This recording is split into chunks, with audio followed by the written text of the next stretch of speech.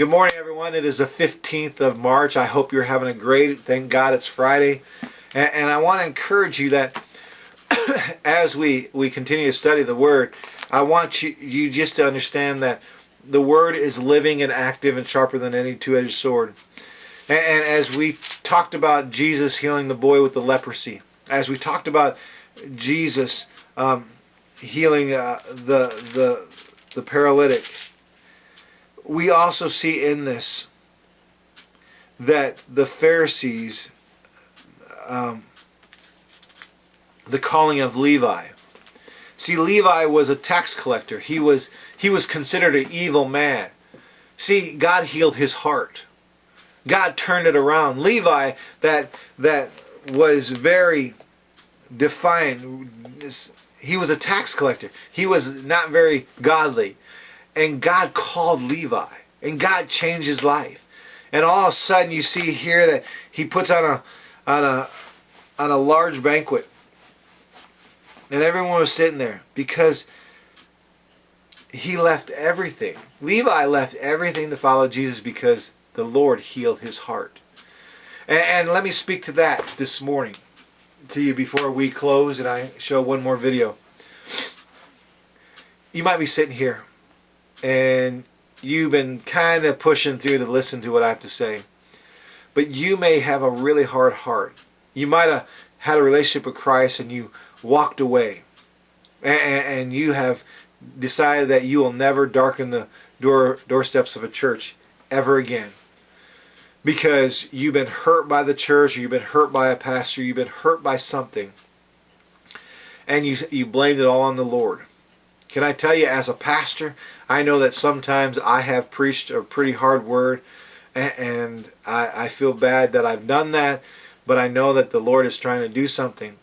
But see, here's the thing is, we have a choice to make.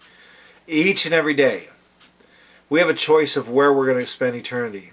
Are we going to spend it in heaven or are we going to spend it in hell? But see, something happened in your past that has hardened your heart to the things of God. But see, that is defining your future, where you'll spend eternity. So I ask you this morning as I close with this week, please look intrinsically, look at your heart. Ask yourself that person that hurt you in the church, or that family member that's a Christian that made you turn or offended you so much that you turned your back on the Lord, was it on purpose? And if it's been a long time since you've communicated with that, maybe consider making amends and working things out and find yourself back at the cross where you belong. Well, let me pray for you. Lord, I thank you so much. I pray that you bless every single person, give them a great rest of the weekend, and encourage their hearts, Lord, in your name. Amen. God bless you. I hope you're having a great weekend. If you don't have a church and you live in Coffee County, please come visit us. We're on the corner of 9th and Yuba here in Burlington, Kansas. We'd love to have you. It's at 10:30 in the morning. Have a great day. God bless. See you hopefully Sunday. If not, Monday. God bless. On September the 7th of 2002 is when I actually had an encounter with God. Probably maybe 4 or 5 minutes into the third quarter, a guy was coming out. He was a tight end. He was coming out doing a pass. And as he was going up to catch the ball, I went immediately in to hit him. And as soon as I hit him, my whole body froze.